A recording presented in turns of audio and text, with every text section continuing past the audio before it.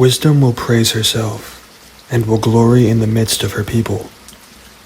In the congregation of the Most High will she open her mouth, and triumph before his people. I came out of the mouth of the Most High, and covered the earth as a cloud. I dwelt in high places, and my throne is a cloudy pillar. I alone compassed the circuit of heaven, and walked in the bottom of the deep. In the waves of the sea and in all the earth, and in every people and nation, I got a possession.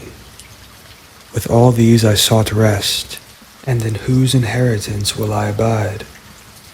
So the Creator of all things gave me a commandment, and he that made me caused my tabernacle to rest, and said, Let your dwelling be in Jacob, and your inheritance in Israel. He created me from the beginning before the world, and I will never fail. In the holy tabernacle I served before him, and so I was established in Zion. Likewise in the beloved city he gave me rest, and in Jerusalem was my power. And I took root in an honorable people, even in the portion of the Lord's inheritance. I was exalted like a cedar in Lebanon, and as a cypress tree upon the mountains of Hermon. I was exalted like a palm tree in En-Gedi, and as a rose plant in Jericho, as a fair olive tree in a pleasant field, and grew up as a plane tree by the water.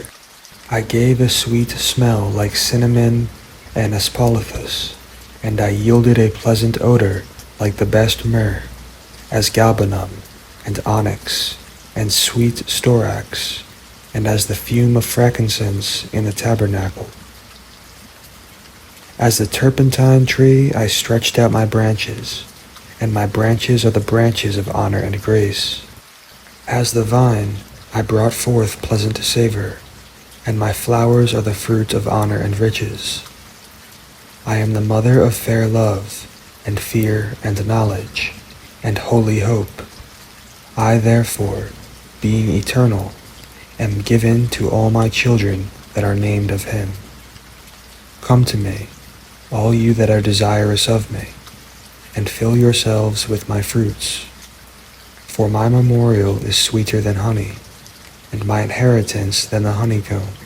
They that eat me will yet be hungry, and they that drink me will yet be thirsty.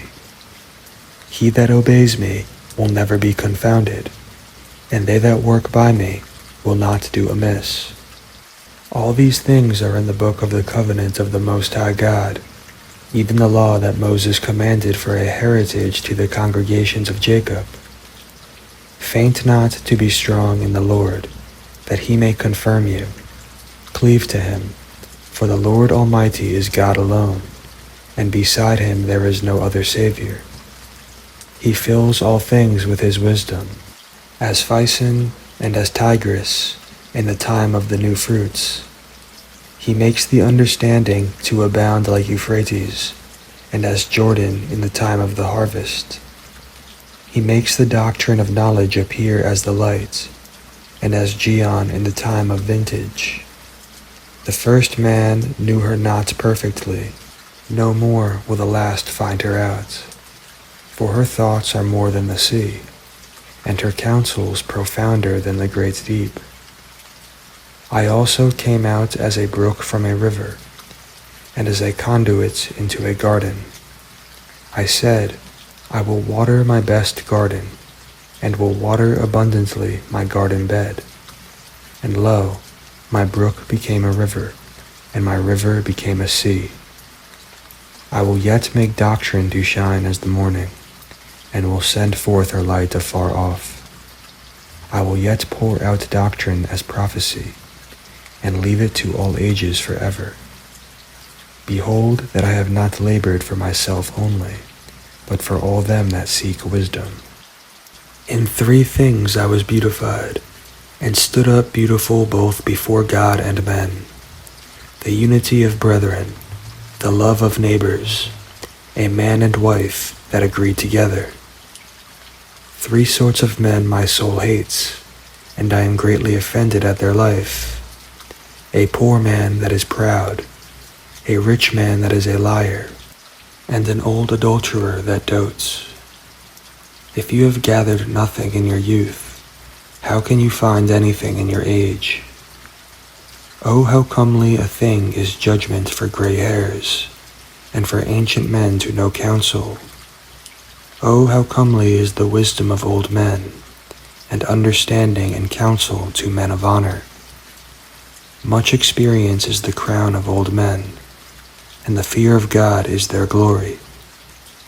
There be 9 things that I have judged in my heart to be happy, and the 10th I will utter with my tongue. A man that has joy of his children, and he that lives to see the fall of his enemy. Well is him that dwells with a wife of understanding, and that has not slipped with his tongue, and that has not served a man more unworthy than himself. Well is him that has found prudence, and he that speaks in the ears of them that will hear. Oh, how great is he that finds wisdom! Yet is there none above him that fears the Lord. But the love of the Lord passes all things for illumination. He that holds it, whereto will he be likened? The fear of the Lord is the beginning of his love, and faith is the beginning of cleaving to him. Give me any plague, but the plague of the heart, and any wickedness, but the wickedness of a woman, and any affliction, but the affliction from them that hate me, and any revenge, but the revenge of enemies.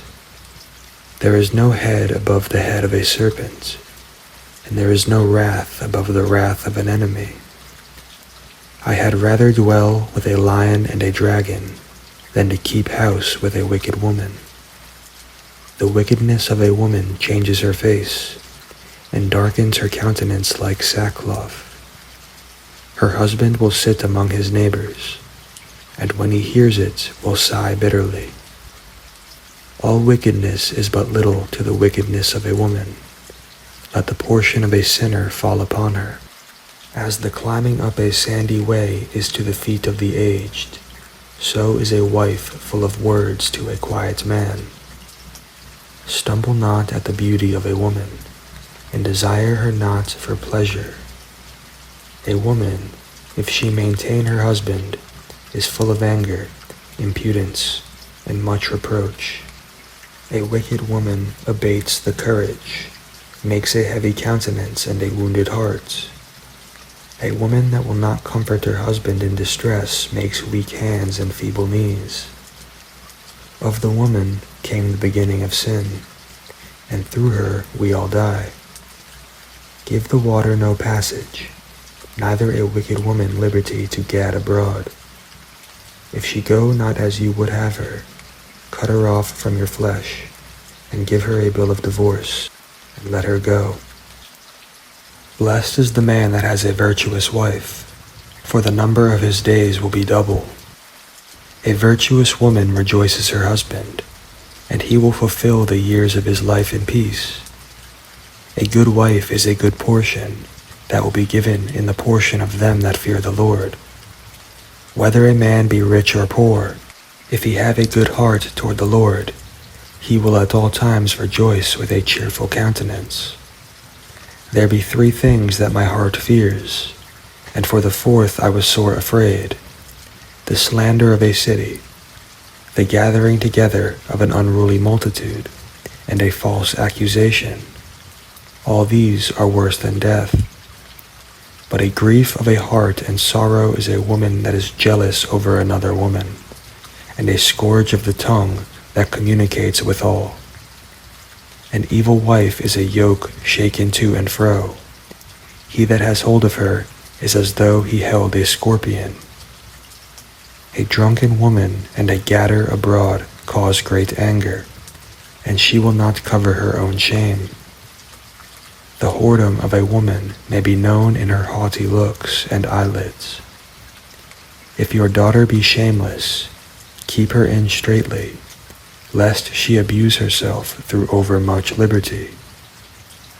Watch over an impudent eye, and marvel not if she trespass against you. She will open her mouth as a thirsty traveler when she has found a fountain, and drink of every water near her.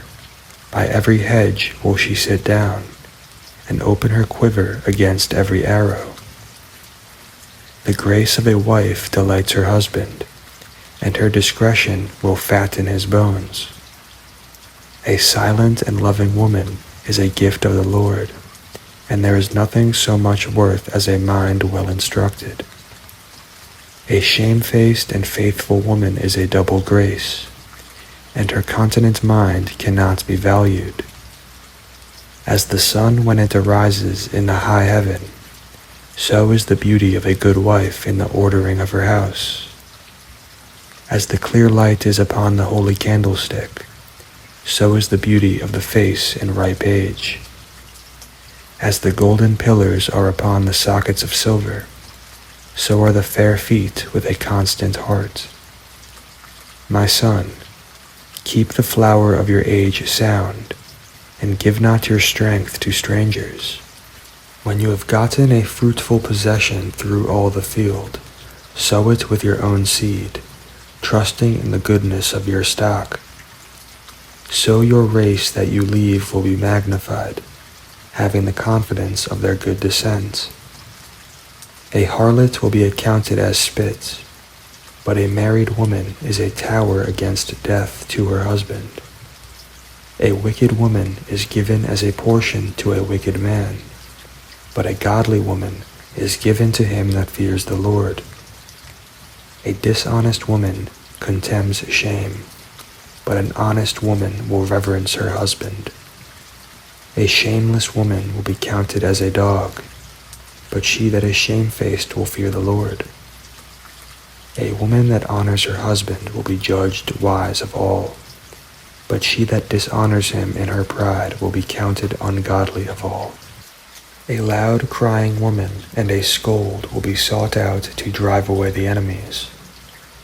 There be two things that grieve my heart, and the third makes me angry: a man of war that suffers poverty, and men of understanding that are not set by, and one that returns from righteousness to sin.